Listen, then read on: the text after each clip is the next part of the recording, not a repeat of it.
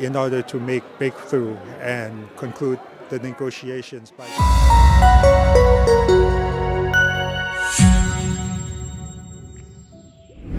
Jika dilihat, sejauh ini pemerintah China sangat terbuka menjalin kerjasama dengan Indonesia.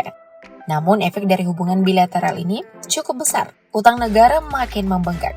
Konsumsi masif terhadap produk-produk China makin besar dan industri lokal makin jatuh karena kalah bersaing. Dari fenomena ini membuat banyak pihak cemas akan nasib Indonesia ke depan. Nah, berikut ini tanda-tanda China kuasai Indonesia.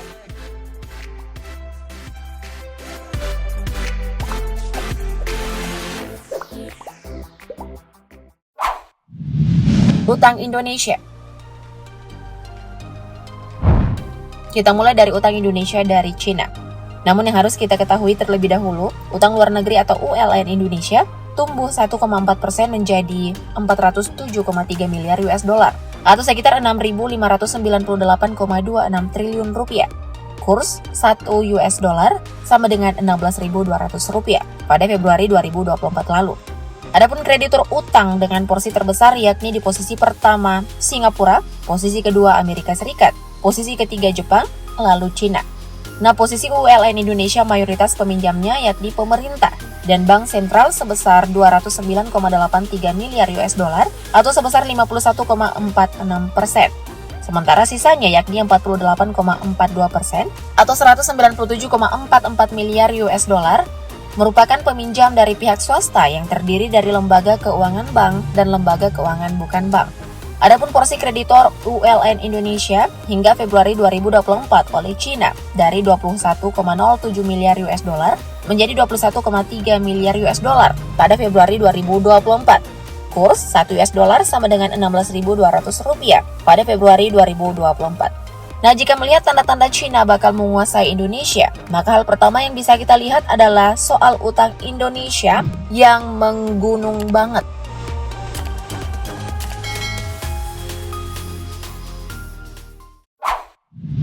Kerjasama Indonesia-China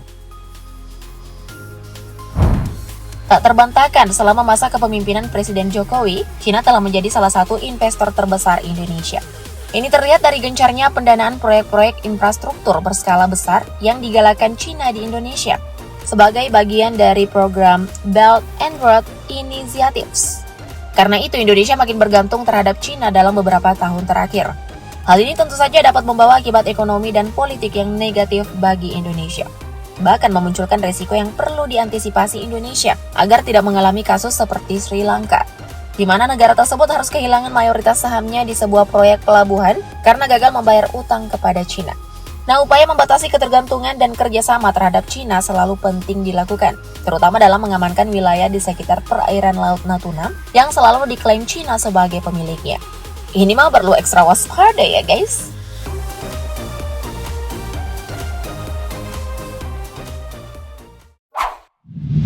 Perusahaan China.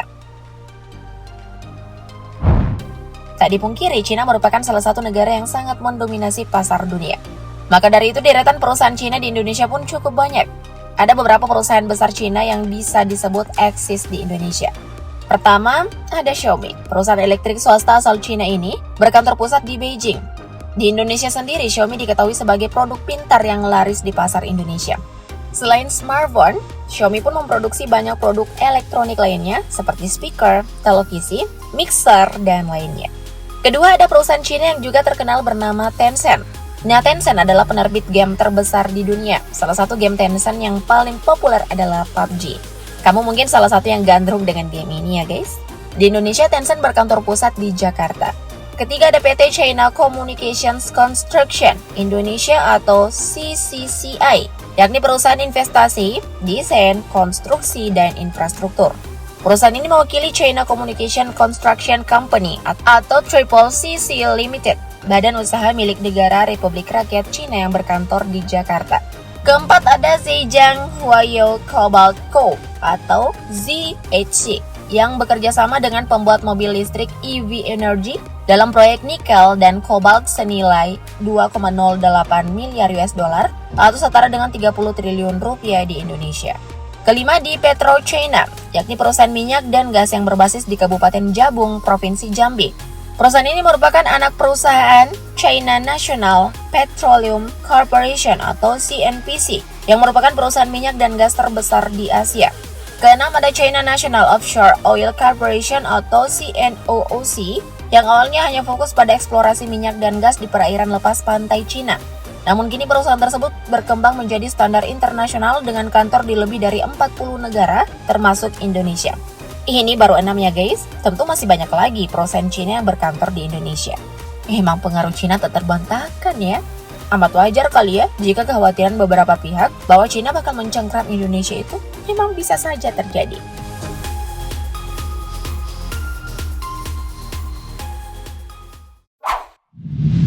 Tenaga kerja Cina. Sudah umum diketahui bahwa sebaran tenaga kerja Cina di tanah air sebagian besar berada di wilayah yang mempunyai sumber daya alam yang besar, terutama nikel. Hal ini bisa dipahami karena investasi yang disasar Cina adalah industri logam. Peneliti Pusat Riset Politik BRAIN, Triono, mengatakan pekerja asing asal Cina mendominasi jumlah pekerja asing di Indonesia, bahkan mencapai 59.320 orang atau sebesar 44,49% dari total pekerja asing. Padahal jumlah pekerja asal Cina tak berbanding lurus dengan investasi negara mereka di Indonesia. Nah, mengutip data Badan Koordinasi Penanaman Modal atau BKPM, menunjukkan bahwa pada tahun 2022, Singapura merupakan investor terbesar di Indonesia dengan investasi sebesar 13,28 miliar US dollar. Namun Singapura hanya menempatkan pekerjanya sebanyak 1.811 orang atau 1,35%. Tak sebanding dengan Cina yang investasinya jauh lebih rendah, yakni hanya 8,22 miliar US dollar. Bikin rugi juga ya guys. Nah, fakta yang juga harus diketahui, menurut data Kementerian Ketenagakerjaan, ada 4 provinsi di Indonesia dengan konsentrasi pekerja Cina yang tinggi, yakni Maluku, Maluku Utara, Sulawesi Tengah, dan Sulawesi Tenggara. Di sana tentu saja ada tambang ya guys. Miris banget ya.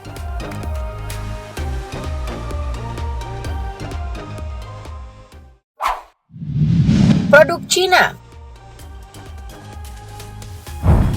Di Indonesia sendiri, produk Cina makin meningkat dan sangat digemari warga Indonesia. Cina memang dipandang sebagai negara industri terbesar di dunia dan menghadirkan banyak produk, mulai dari mainan, tekstil, perangkat elektronik, furniture, peralatan kantor, peralatan industri, hingga obat-obatan yang semuanya berlabel Made in China. Tentu dengan harga yang dipandang terjangkau bagi kantong orang Indonesia. Nah, selain murah, produk Cina yang marak di pasar Indonesia dipandang oleh konsumen lebih baik dari segi kualitas ketimbang produk lokal. Serangan produk Cina di tanah air belakangan ini memang memberikan dampak yang serius terhadap produsen lokal dan sangat merugikan industri lokal dalam jangka panjang. Banjirnya produk Cina ke pasar lokal karena adanya CAFTA atau China ASEAN Free Trade Area, di mana telah berlaku perdagangan bebas antara ASEAN dan Cina, sehingga produk-produk Cina menjadi sangat mudah masuk ke Indonesia. Tentu saja penerapan CAFTA merupakan mimpi buruk bagi produsen lokal. Walau pemerintah telah menyatakan siap terhadap dampak negatif dari CAFTA, tetapi tidak demikian terhadap produsen lokal. Akibatnya produk Cina membanjiri Indonesia. Puluhan pabrik tekstil pun tutup dan terjadi badai PHK. Contoh kasusnya terjadi pada ratusan buruh di pabrik PT Dupantex yang mengalami PHK massal setelah perusahaan tekstil raksasa di Pekalongan, Jawa Tengah ini dinyatakan tutup per 6 Juni 2024 lalu. Ngeri ya guys jika bicara soal perdagangan bebas.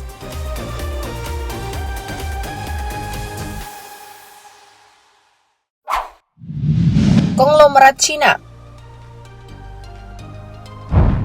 Terakhir ada soal konglomerat Cina. Kamu barangkali berpikir, nama-nama pengusaha Indonesia seperti Joko Susanto, Sudono Salim, Budi Hartono, Prayogo Pangestu adalah nama asli sejak mereka lahir. Namun di balik penamaan itu mereka sebenarnya adalah keturunan Tionghoa. Mereka pada awalnya memiliki nama Tionghoa, seperti pendiri Indofood Sudono Salim bernama lahir Lim Sio Leong, atau pendiri Alfamart Joko Susanto bernama lahir Kwok Kwiwo. Nah, hanya saja mereka terpaksa meninggalkan identitas Tionghoa karena aturan di masa Presiden Soeharto berkuasa. Hal ini menandakan bahwa perekonomian Indonesia saat ini tengah dikuasai Cina. Hal tersebut merujuk dari banyaknya pengusaha dari kalangan etnis Tionghoa yang sukses di Indonesia, seperti yang Mimin sebutkan barusan. Bahkan mantan Wakil Presiden Indonesia, Yusuf Kala, juga dikenal sebagai pengusaha sukses tanah air, mengatakan Kendati di Indonesia penduduk Tionghoa hanya 4,5%, tapi mereka menguasai ekonomi di tanah air lebih dari 50%. Fenomena yang sungguh ngeri ya guys. Nah, dari fakta-fakta yang Mimin sebutkan, menurutmu tanda-tanda Cina menguasai Indonesia itu nyata atau fiktif belaka? Komen di bawah dong. Thank you update lovers.